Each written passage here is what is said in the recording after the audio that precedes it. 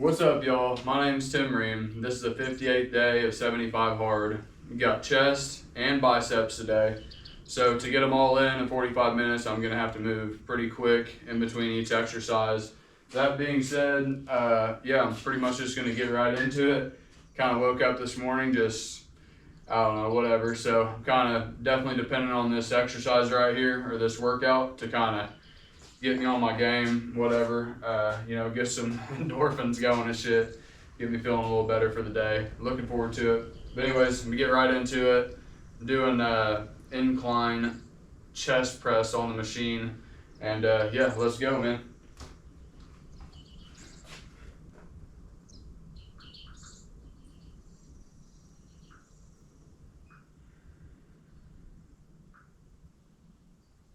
The outcome that you're trying to create is not guaranteed. It's not easy. It's not, rub free. It's not pain free.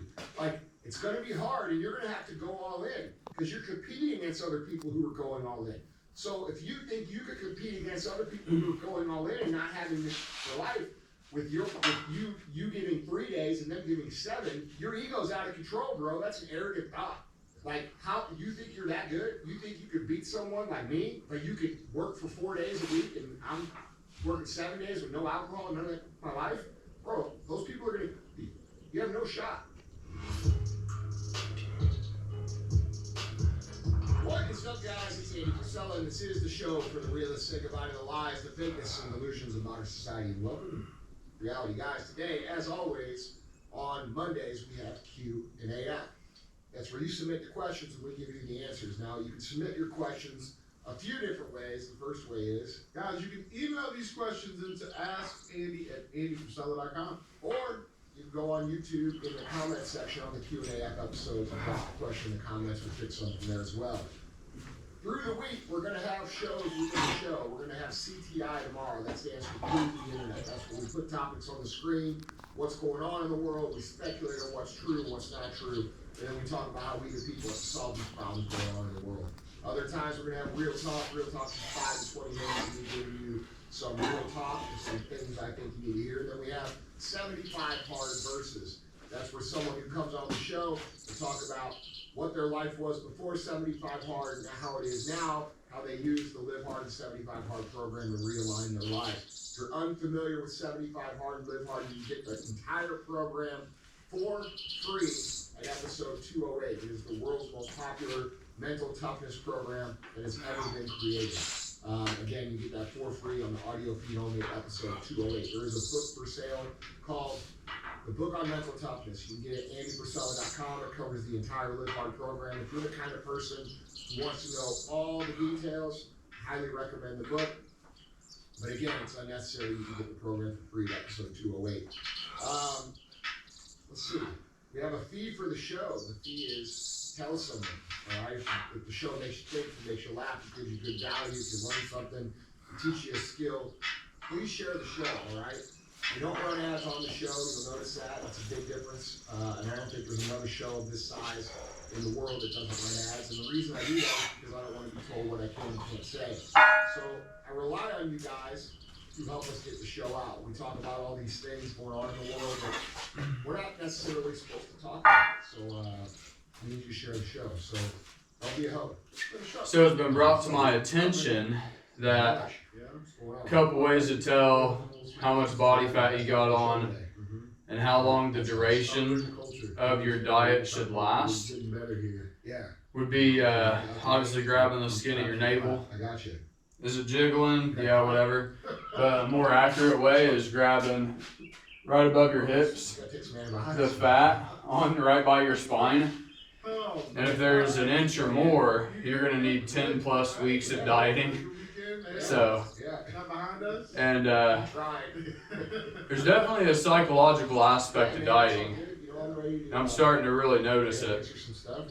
And the longer you get into that calorie deficit, I've tried some like carb loading and stuff, which I do think helps, but running at a caloric deficit, your entire body is dragged down, your mind gets dragged down with it. So it's like I was doing some like psychological fucking mental toughness shit, dude, at the end of it, man. which I'm definitely at. Kind of been in a funk here lately, which I usually probably be out of within about 3 or 4 days, but since I'm just like fucking going down still, I think it's attributed to this diet and just chemical stuff going on. Can you please just cover the importance of dressing the part? Keep your work attire clean. If it's torn or has holes in it, replace it. Boots have heels falling off. Many times you get some new boots, ass is hanging out of your pants, buy a belt, keep your tools clean and in good working condition. Show some pride in your country and the work that you do for a living. I personally sew the American flag on all my arm sleeves. It's part of my everyday work attire. Be a patriot, perform well, dress like you mean it. Your first impression is the most important when you represent yourself in your business. Now, translating this to just overall success, how you carry yourself. What are your thoughts on this, man? I think it's a huge deal. You know, Jerry Rice used to have a saying about his, But like Jerry Rice was. that's one of the things too with the 75 hard program. All his accessories. Is like he's got 2 45-minute workouts in there, and they're spread out over 4 hours. Like you can't work out within a 4-hour window of each other. So, you know, even though you're on that diet and stuff, basically you're kicking your endorphins in through body movement and exercise, feel better, and by the end of the day, or midday, whenever you're kind of dragging again, basically using your body and exercise is a way to kick those endorphins back in and get you thinking right again. So, yeah, it definitely helps. That second workout, but still, I mean, still has a little bit of a toll on you, longevity-wise. And the thing is, like, I've still probably got, I mean, I could probably go another 6 weeks past the 75 hard program, which is day 58, so we got basically 2 weeks left, roughly. So, I mean, 8 more weeks of just kind of dieting, and after this, I'm gonna probably, I don't know, I'll probably stay at the same calories, but I'll probably have higher carb days in there whenever I feel like my body needs it, but whatever. Alright, so let me get into this heavy set to failure here. Fucking pretty exhausted with those warm-up sets, pretty good, so just fucking go into it. How you do things, how you appear, what example you're setting for other people, and that's what's missing in culture. You know, when we talk about personal excellence being the ultimate rebellion, that's not bullshit. That's real stuff, okay? Like, how you represent yourself matters. What you are your product, man. Like, you are your product. If your product isn't good, nobody's buying it, all right? And this goes for being an entrepreneur, being a dad, being a friend, being a member of the community. It doesn't matter. There's no off switch where you can turn it off and say, oh, you know, this doesn't matter right now. You know, it matters at home. Like, what's your spouse think of the way you look? You know what I'm saying? Here, let me tell you something you can do to make all the things look good on you. Get your ass in shape. Okay, because when you're in shape, you can kind of wear whatever you want. And say, like, damn, that looks good. Alright, so maybe Damn, I wish I had a fucking spotter on that movement. You don't wear the best clothes. Alright, You can't afford to get the heel. go over here to my second bulk movement. You're gonna be dips. I bet you could if One warm-up set, then a heavy set to failure. If you weren't 400 pounds, you would feed your fat ass up. The thing I like about this machine is if you got a barbell, is like you can push it at whatever angle you want. Off, all that shit, but since the machine only moves at a certain angle, it obviously can be unnatural against your body's range of motion, whereas you can fit in the groove with your natural range of motion with a barbell. But this takes thinking and stabilizing it out of the picture. And since it like swings, it's almost like I can just push against the range of motion and move it up. It's kind of, I don't know, it's kind of weird. I can just push into the machine as hard as I can, and it'll take the natural range of motion that it needs to for the weight to go up. No one else is even trying. Alright. Look around, dude. How many of these dudes out here that you're competing with are actually fit? How many of them drive a nice vehicle? How many of them speak well? How many of them look the I gotta remember that anything but fat little you got biceps in here too, so you have the opportunity to compete against I'm gonna hit like 5 sets to failure on biceps. looking nice and you know, like dude, I'm gonna tell you right now, if I was a construction worker, Nothing too crazy, but that's a fact, bro. And I think that if I'm doing that twice a week, you know, if I throw kind of an arm day in there, and I do 5 sets that day, then I've got 10 sets total for biceps in a week. But spread out over about 3 days. So every 3 days I'm doing it, kind of. 3 days and then on the 4th day. So there's some pretty good recovery and rest in there. So don't put a lot of care into the intent. Like, so people absolutely judge you. Yeah. Like, well, don't judge a book by its cover. Well, that's what the cover's for. Like, to tell me what this book's going to be about. Listen, man, that's the biggest lie. And look, dude, men really struggle with this. And men really struggle with this. Women are more accustomed to being judged by their appearance quickly. It's just reality, all right? It is, yeah. I'm just speaking reality. This is called real AF. Men are usually told by their moms who are in an unsatisfied marriage or an unsatisfied relationship or who have been shit on by men for 20 years, are not happy with whatever's going on with men.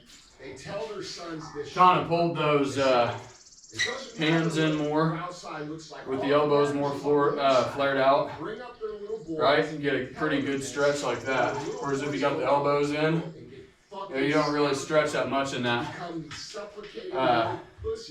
into that range of motion. In that deep stretch there. Which they say the deep stretch is where most of the muscle building aspect comes in, I guess. How true that is, I don't know. But I know that whenever I go to a deeper stretch, then I've got a heavier burn. That's for damn sure. If I'm making sure I go into that deep stretch all the way.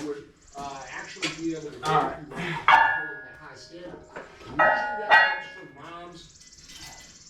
Communicating to their sons what they wish they had now, right? They wish they had a nice man. They wish they had a man that opened the car door for them. They wish they had, but it totally throws out the window the dynamic that is nature, can't argue with it, that women have the choice of 1 million sexual partners from the time they start to hit puberty until the time, at the end of time, okay? And what happens here is that men start to beg for this, and women are only attracted to the ones that they have to chase, okay? And you know what makes women want to chase you? Having your fucking shit together, because it's so rare. So there's all these lies told, especially to men, around how you look and your appearance, and the only thing that matters is what's in your heart. And bro, the reality is it's just not true. Does that matter the most? Absolutely. But there's a whole lot of other things that matter a lot too, and if you don't have them, you're going to be very disappointed in life. I love it. I love it. Let's get into these questions. Cool. Guys, any question number 1? Andy, I own a service-based company, retail company. I'm in a very saturated market. I've grinded, sweated, and bled for this business for the last 3 years. Sacrifices, misframing shit, trying to do all the right things for my business. So one of my competitors has started to see the results of his poorly managed company, and that I have stolen his clients, it's his words, not mine. So he's maliciously put 1-star reviews on Google, has spread shit online about my business, which none of it is accurate. Went up and wait on that one. My question is for you, how do I respond? Do I continue handling business as normal, or just say fuck the guy? Do I beat his ass? Do I retaliate in a more subtle way? Has anyone ever tried slurring your business and or your personal name? How did you handle it? And what did you learn from these experiences? Yeah, it happens all the time. But here's the reality. As long as you keep doing what you're supposed to do and you live in the integrity that you are, the eventual truth comes out. And, you know, when people talk shit on your business, they're actually advertising for your business. And what ends up happening is eventually enough people have patronized your business to where that person that was talked shit about or talked shit to ends up dealing with someone who had a good experience. And they talk. And then that person likely comes and has an experience and they have a great experience. And what ends up happening is the people who were talking shit end up looking like they're It's one of my favorite movements. bad people. So Kind of been bragging in my short videos it's always straight how good I think it is. as long as you're holding yourself. But it's a standing incline cable fly. So that's typically what corrects it. I'll give you a couple tips. Thing's badass. I'm gonna just do one set to failure on it. Shit about them back. All right. A lot of times business owners like to get these verbal warfare, especially on Instagram and the internet. It makes you both look ridiculous. And it makes people not want to do business with you at all because they don't want to deal with someone that's that petty or ridiculous. It's unprofessional. It makes you look stupid, and you shouldn't do it. Secondly, why you shouldn't do it is because these people are actively talking shit about you. So let's say you as a customer, let's just say you're a customer, you went to an auto detailing business, and while this guy's cleaning your car, he's like, don't use Steve's auto dealing. This guy's a dickhead. He does this and does that, he does this, treats his customers wrong, blah, blah, blah, blah, blah, right? He's talking all this shit.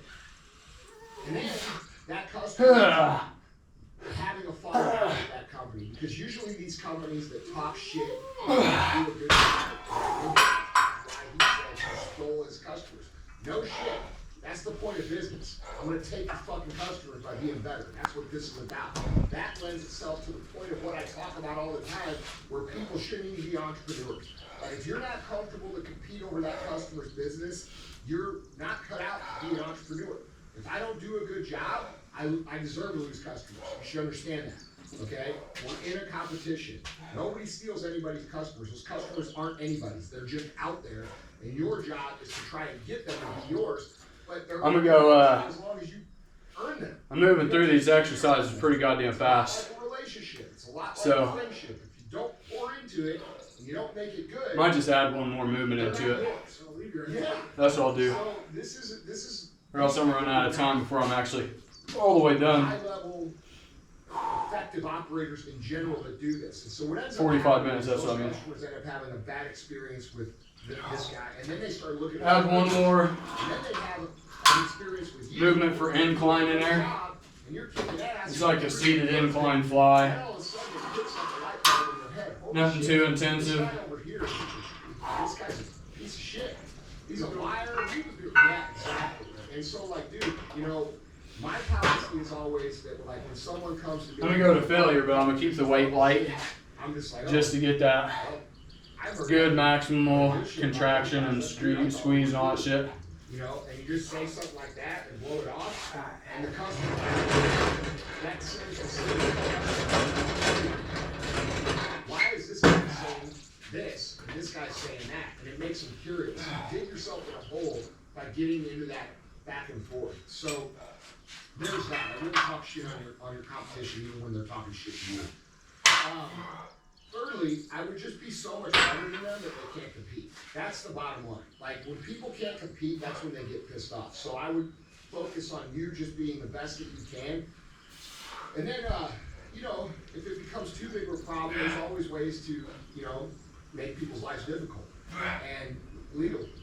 And, you know, that's why you shouldn't fuck with people that have more resources than you. You shouldn't start things with people who have more resources, more relationships, and more money, because those people can do things legally that can really just make your life fucking ridiculous. And I'm not above doing that. Like, if people fuck with me and they step on my toes, I'll step on their throat. And that's what business is about. Like, if we're out there in the wild and some bully's like, shit, I'm gonna tell you. And that's the law of nature. It applies to that in business as well. Try to have civil, try to have I just handle it. That person may not even ever done Ever. Yeah. Bro, listen, man. You know, That's how it is, man. yeah, it is what it is. Like, dude, it's very easy for someone with unlimited resources, when you have limited resources, to basically spend your resources online or in advertising or targeting your customers or opening up a fucking store right next to yours and giving all the shit away for free. Like I had a competitor one. No, for real. That's some crazy shit, man. Do what you gotta do, bro. I had a competitor one time who was trying to undercut me, and I opened up a fucking store a block away and sold everything like $5 cheaper at a loss until he went away. Yeah, so like, dude, it didn't cost me shit. Yeah. So like, dude, this is what you do. Like when people don't go away and they continue to poke and poke and poke and poke, and you're the guy with resources, they're stupid because people don't think about that. Yeah. Like I had a guy who has a fucking gym running his mouth. I called him up on the phone and I'm like, hey, you realize I can open a gym right next to you and give memberships away for free, right? And when I said that, his tone totally changed because he hadn't thought about that. But that's what I will do. Like I will bury you, bro. And if you want me after we've had civil discourse and I've said, hey, don't do this, I won't do this. Do one warm-up set and then set to failure. I will open a gym right next to you and I will make it free until you go. But listen, they don't think like that. People don't think like that. And it's very easy for someone that is in a power position to do those things. So you should never, ever, ever fuck with someone who's got more money than you. Ever. That's the ignorance. It's almost like this ladder analogy that we talk about here, right? You got people above you on the ladder. This is the ignorance of people trying to pull those people. Yeah, they don't get it. Yeah. Bro, I've seen this kick you off. Bro, listen. I've seen some crazy shit. I saw a dude one time. I know a guy who, I shouldn't even tell this story. I know a guy who, the trainer started having sex with his wife. Okay? So this guy, who had a lot of money, bought the strip center of the trainer's gym and evicted him out of the strip center. Fuck. Yeah. That's some bullshit, right? Yeah. And not only did he do it once, he did it twice. So when the guy moved, he did it again. So like, look, dude, you don't fuck with people because they fucking make your life hard. You know what I'm saying? That's real shit. It's easier to just be good in business. Yeah, just be good. Treat people right. Competition's good. It's how it works. Yeah. You know what I mean? It's real shit, man. I love it. I love it. Guys, Andy, question number 2. What's up, Andy? When you talk about the people who skip out for happy hours on Thursdays, party all weekend, and waste time, that's me. You were talking about me. Good news is, I've completely changed my outlook on this behavior. Made some drastic changes. And my friends have actually, for the most part, been pretty supportive of it. Now, they still go out, they still invite me, but they don't give me shit for saying no. I found so much more time to do what's going to move me forward. My question is, I still get the cravings to go out. I still get the desire to just go out, and I know deep down it's not moving me forward when I do. I start my weeks off great, then I get to Friday, and it's like I can feel the momentum slowing and going down. Mm-hmm. I need some clarity or insight on simple ways to help keep my focus locked in and how to just keep moving forward despite the cravings to go out. I appreciate it. How do we maintain the momentum? I'll be real, dude. I had that exact same problem for a long time. So for years and years and years and years, my entire social life revolved around alcohol. All right? It was Thursday night, I would have a couple drinks. Friday night, pretty hard. Saturday, go out again. Sunday, day to try and nurse right? I did that for years. But like all my friends did it. All of our employees did it. We went out together. It was a real thing. And it became the culture of our social life. God damn. I feel like I'm so spent by the time I get to those cable flies. I can't give it everything I fucking want to. When it came It's Thursday, like, Friday, Saturday, and especially Sunday during the day. alright, we're gonna get into biceps here. We got one variation that I tried last week. I really like. Leaning back behind, like it's on the cables, grabbing both hands, but lean forward and have them really stretched at the back end. And I'm doing some rotation with that arm just to get that activation of the whole bicep while I'm doing it. Basically a cable alternating curl just leaning forward. They're good, dude. I really liked it. And I feel like I can like go get some rocking in there, get into some assisted type of reps and partials and just really fucking get all of it out of that movement that I can. Going to failure wise. Okay. Start out with just regular standing, alternating dumbbell curls.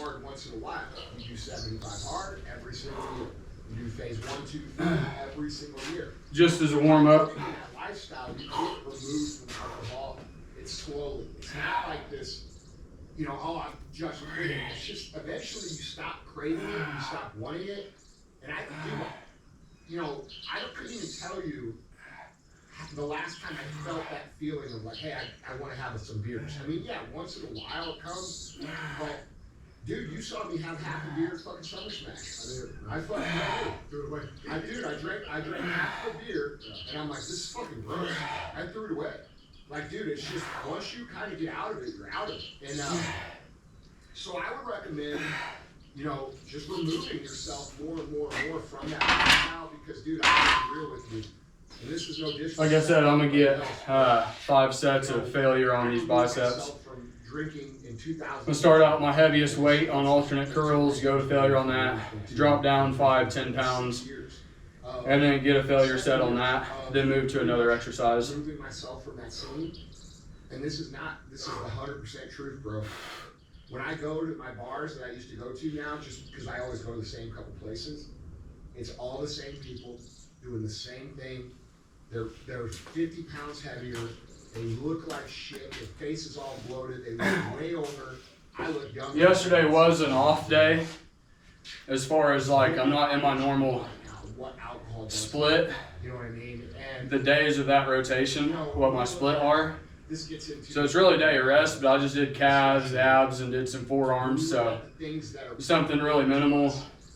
Took my time with it, did 45 minutes, and then did some cardio outside for my 2 45-minute workouts. And then I ended up doing calves and abs again later at the gym on my break. So everybody's, you know, up in the mountains with beers, like everything is alcohol, right? All right. So weed's illegal. Not anymore, but it was forever. Like mushrooms illegal. These are natural things that grow out of the ground, right? And I've used weed consistently, and I've used mushrooms before too to help treat depression and anxiety. I'm gonna tell you right now, I personally believe that there is a 100% reason why they propagate alcohol to people and they make this shit illegal, and it's not because this is dangerous and alcohol is safe. It's actually because alcohol is heavily debilitating to one's life and progress, and the rest of those things can actually help you. And so it's the opposite of what most people think. Most people think that alcohol is legal and pushed because it's safe. When we look at what it does to us long term in terms of our health, in terms of our motivation, in terms of what we're willing to accept and what we live for, it really changes the quality of our life in a poor and negative way. So my recommendation to remove yourself from these cravings is to realize, one, I don't know people who are very successful use alcohol and heavily. I just don't. Like all the guys at my level, they're not like that. And that's why when you look at those guys, they're usually all in shape. There's no big fat guys that are above that unless they inherited their money. Because, dude, people take this serious. And so if you want to win big, this is not something that you can afford to mess around with, in my opinion, on a regular basis. And secondly, start working your way to get better, you know, through the Live Hard program, and eventually it'll reduce those cravings for that kind of life. And bro, by the way, you know, when I first started going out without alcohol, I was drinking Diet Cokes for coffee. Like, because we used to go to brunch a lot and drink alcohol in the morning and shit. And now I just go get black coffee. And dude, it's still the same amount of fun. Like, I'm sitting around with my friends, they're drinking beers, that's cool and shit. It's not like, you know, you get to a place where you don't need it, and you don't lose out on any fun. Like, I don't have less fun with no alcohol than I did with alcohol. In fact, like, it's almost better because then when you wake up the next day, you don't have that guilt, you don't have that anxiety. I call it the moral hangover, right? You're like, fuck, what I do, what I say. You don't have that, and you get to like have memories. Couple more seconds, I'll go right into this It's just different. drop set here. It's a Tuesday to get back together. Dude, when you get to be my age, it's different. It's like 4 or 5 day thing, dude. And I don't really like doing this many sets for biceps. Like, I'd like to just go 1 set to failure in each exercise and just do like 3. It makes it worse, not the day you drink or even. But I feel like but the 2 or 3 days just the difference in 4 sets to failure to 5. Like, if I stop at 4, I'm kind of like, I feel like I had a little bit more in me. But if I go to 5 and I get that one, it's almost like my body says, okay, that fucking did it. I don't know, just being intuitive with it. You almost feel like a sigh. Like, okay, that fucking depleted the tank. And that's whenever, that's whenever I'd like to call it quits, whenever I know I fucking went all the way with it. Just the concept of momentum. Yeah, once you get to that point of understanding how hard it was to even that's right. It's more important to keep it. How do you manage that? Like what? Like, break down the concept of momentum. Well, dude, momentum comes down to, you know, you doing things one day, and then the day after that, and then the day after that, and then the day after that, and eventually it gets easier and easier and easier and easier, and you catch like a flow, which we call momentum. And a lot of people think that momentum is something that we just catch, but it's actually something that we create. It's something that we create by forcing ourselves through one day, then another day, then another day. And in the beginning, it's really hard. You have to use force. Like, you're going to have cravings. You're going to want to eat bad. You're not going to want to train. You're going to want to drink. And so you have to, like, grit it out through those days. But then as you catch momentum, it gets easier and easier and easier. It starts to push you forward. And the biggest misconception, like I said, is that we catch it magically and we create it. So if we know that we create the momentum, and we know that we're in control of the momentum, we should also recognize that it's important for us to create the momentum and keep it going as long as possible. And if we interrupt, you know, every 3 or 4 days with this day of booze or this day of bad eating, you can't ever build the momentum necessary to make not having that in your life easy. You see what I'm saying? So you have to go a long time without this in your life. And, you know, most people aren't willing to do that. They try to create momentum, and then they try to create, you know, cheat day or cheat weekend or this. It doesn't work like that, dude. You can't do it. It's like, it reminds me of almost like pushing a car, dude. You know, hard shit to get the car moving. What's moving is that's right. Dude, object in motion tends to stay in motion. And dude, like, when you think about trying to create momentum and, you know, get away from alcohol, but then you're throwing it in there every week. I'm gonna start with my heaviest set first, and then drop weight. Need you quit. But every Saturday and Sunday. Do 2 sets of failure on that. And then I'm gonna come over here to just seated, concentrated curls, and just burn out for 1 good fucking set and drive it home. Like, people want to create this momentum where they can create a healthy lifestyle with food. But they want to interrupt that momentum every Sunday with a cheat day, or every Saturday and Sunday with days off. I want to live a little. Well, it's really hard to remove yourself from that culture unless you go for an extended period of time without it. And that extended period of time is not a week. It's not 2 weeks. It's like 10 or 12 weeks. Okay? So, man, you know, you're in control of your momentum, and if you're trying to create momentum to live a better life, why would you interrupt that and make it hard for yourself? You shouldn't. Oh my God. And it's the same reason why people 75 hard. Drop a little bit of weight on that. Cake and a bunch of stuff and drinking and all this shit to celebrate. It's like, bro, why are you going back? Give it a couple more seconds before I go into that. To the behavior that created this place of dissatisfaction and frustration and anger about. So I was thinking I did 140 last week. You're rewarding yourself with that behavior when you just work so hard to get away from it. That doesn't make sense.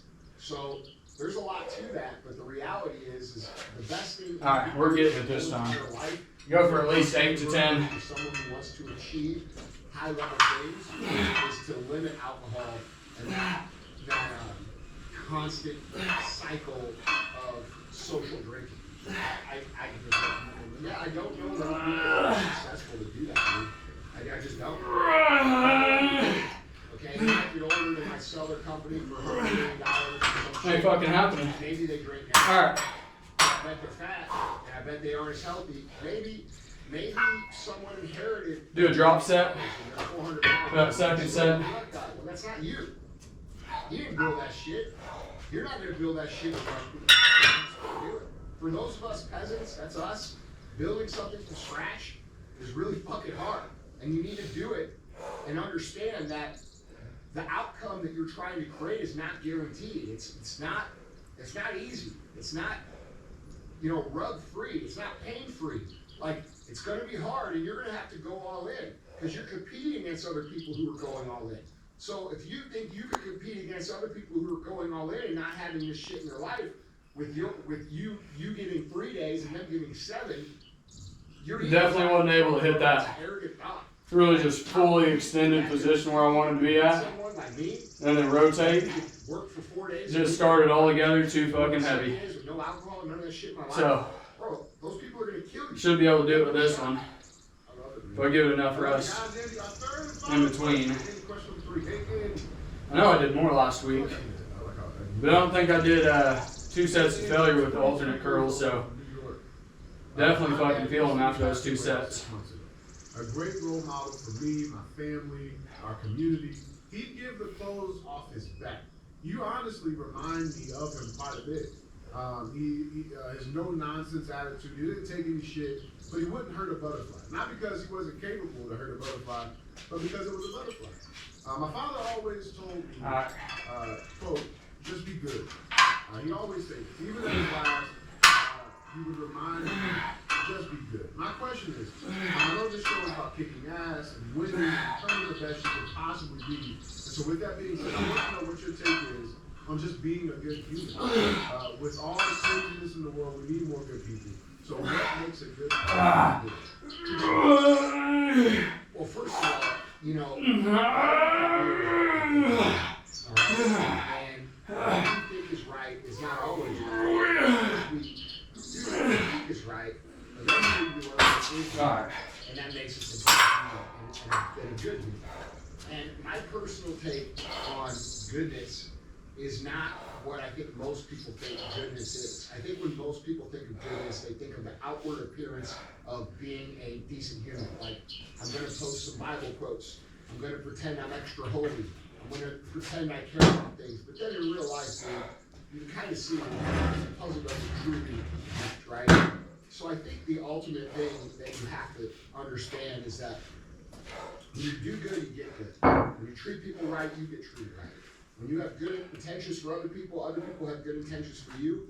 And even if they don't, you end up winning anyway, because good always triumphs evil. And so the intent of making the right decisions of what you know and feel in your heart to be right, even if it ends up being wrong, is still you going down the path of becoming a better person, because you're going to learn, right? None of us make all the right decisions. None of us even make the decisions that are the good decisions all the time in our life. Sometimes we're like, fuck, I'll get away with this one. And bro, those always come back to bite you in the ass in a really bad way. And I learned this lesson from my mom, dude. I talk an awful lot about my dad because he taught us a lot of practical, mindset and even business. This workout doesn't last 45 minutes. I'll hit another set of dips. My mom, you guys who listen to MFCEO, you've heard this story before. But so I don't like doing. When I was a little kid, but I'm going to. How old I was little though.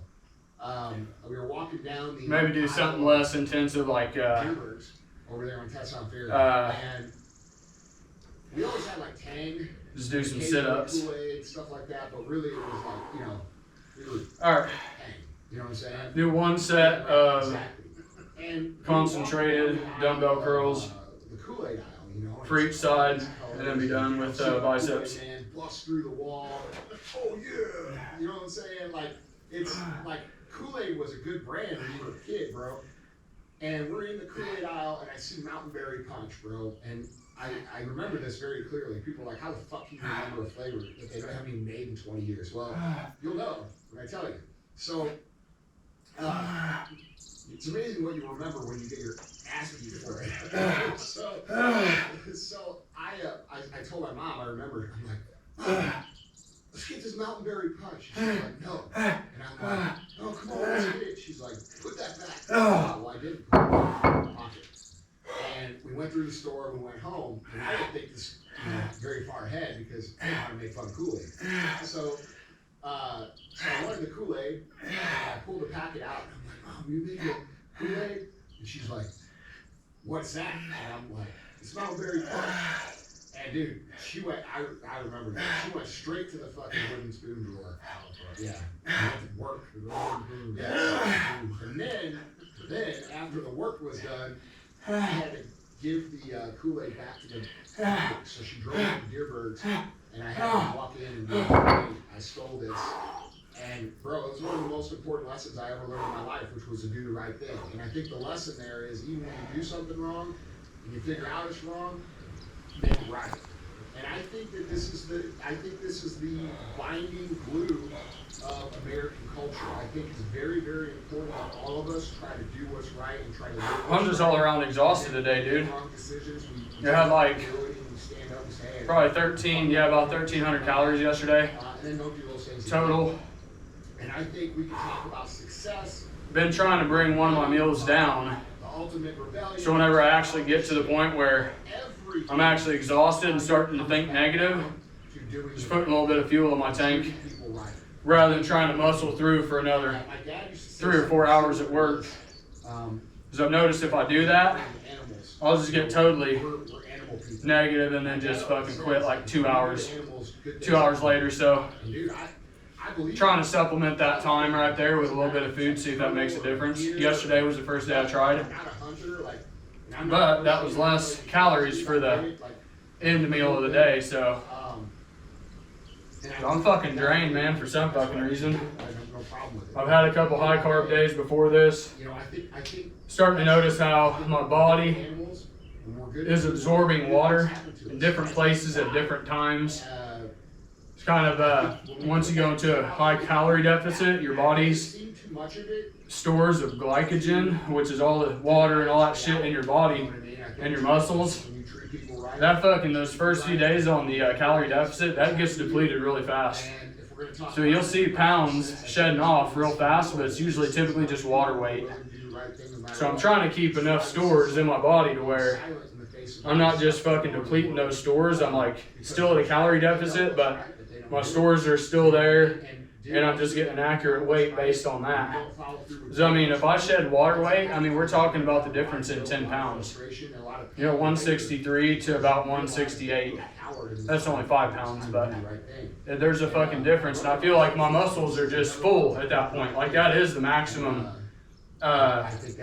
potential of my body with that water and all that stuff in there. So if I can kind of stay on that peak right there and drop weight from there in a calorie deficit to keep those glycogen stores replenished and all that shit, that's where I might think about trying to stay at that body weight rather than a depleted one in my cutting phase. All right. All right, guys. Let's go have a good week. Pay the fee. Do some decline. I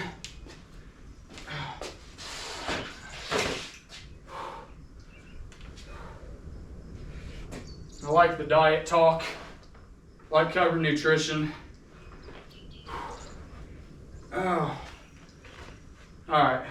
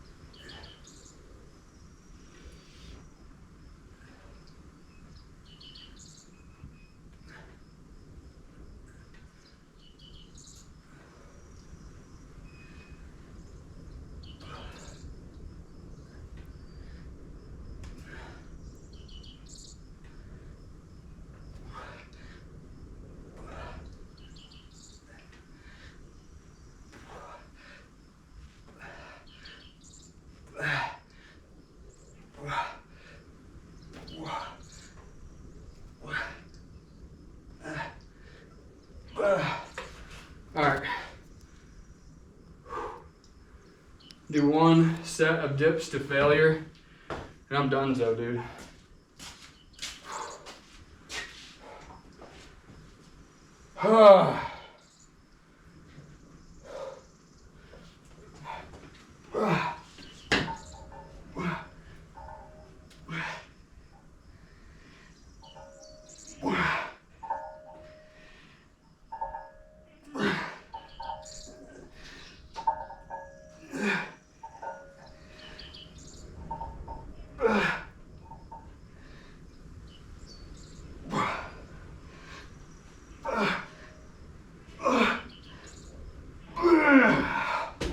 Okay, god damn, that fucking workout was a chore.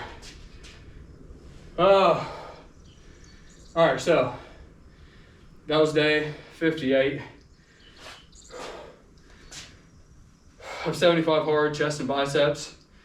Appreciate you guys who are following along with me. You guys leave me some good comments, except for you assholes that aren't, which fuck you. You can fucking suck a big old fucking dick. But anyways, I appreciate you guys. I'm gonna do legs tomorrow, I'll get that on film, bring that to you. If you like the way that I go through the workout, please share, like, and subscribe. If not, all good. All right guys, that was day 58.